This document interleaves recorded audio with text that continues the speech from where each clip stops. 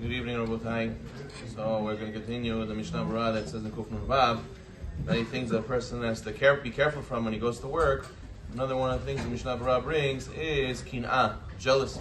A person is very careful not to fall into the desire and the trap of jealousy, as the Gemara Masechet Brachot praises the one who does not, he's not jealous of his friend, jealous of his brother, just like we see Aaron HaKohen. He was zocheh, he merited to have the breastplate of judgment, Choshen Mishpat. On this, the fact that he was happy for his brother Moshe to become the leader of Am Yisrael. We know that Leah gave the name, the Gemara Masechet Brachot also says the name of Reuven. Leah saw with prophecy the name Reuven. Look at my son, Reuven. That what? That his uncle Esav was jealous of Yaakov. And all his life he chased Yaakov to kill him. For this, that he was jealous of the Brachot. My son, Reuven, he will not be like his uncle. He will be happy, even though his Bechorah, his firstborn right, was given to Yosef. He himself is happy and he accepted it, and he wasn't jealous of Yosef. So you see, the whole praise, the whole meaning of the name Reuven is that he wasn't jealous of his brother Yosef. So therefore, a person has to also go out of his way, not to make other people jealous, not to buy things on purpose, and not to do things on purpose just to make other people jealous. As the Gemara Masechet says, that Yaakov Avinu told his sons to come all in different gates. Why? When they came to Mitzrayim, because they had food, and all these brothers, they look healthy and look happy and look strong and look successful. It's a lot of ayin hara. So therefore he said, don't go all in the same gate, because they're going to bring a lot of kalkal, chas v'shalom, to yourself, detriment to yourself for this, that you go and make other people jealous of you. So the Gemara Masechet says, you have to be careful not to make other people jealous of you. Don't look like you're so much better than everybody else and make everybody jealous of you, chas v'shalom.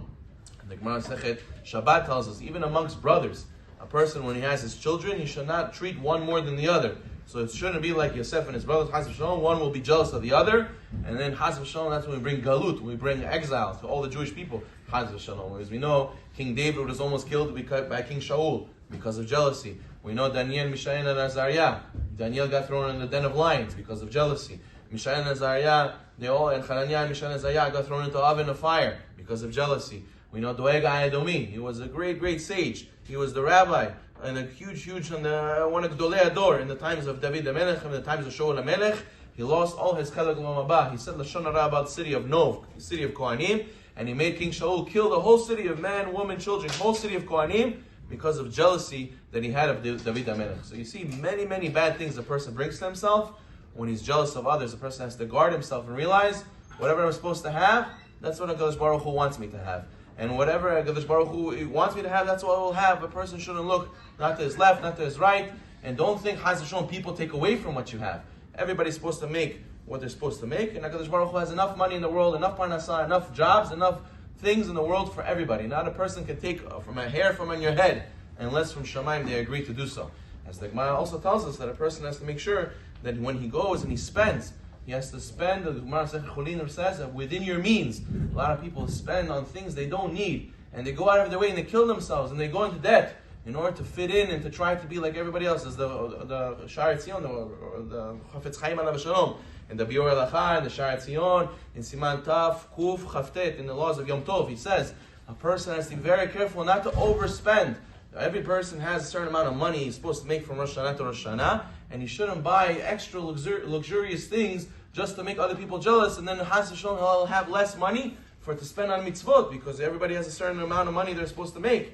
And on top of that, he says how many times women fight with their husbands because look they went on vacation, look how she has this nice dress, look how she has this nice purse, and she fights with her husband. Why? Only because of jealousy, because of their showing off one to the other. And what? In the end, we all suffer from this. So therefore, the Sha'ar Tzion says, how should you spend on yourself? What's necessity? What's luxury?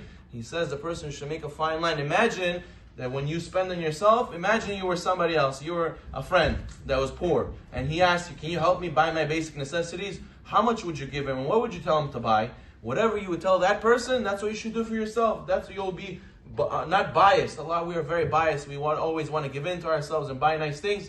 Chas v'shalom, people put on Instagram, people go and post online, on social media, where they went, what they bought, what they're wearing, all these things, just for what? So to make other people jealous with that intention, Chas v'shalom, that's not the right intention, to make other people jealous.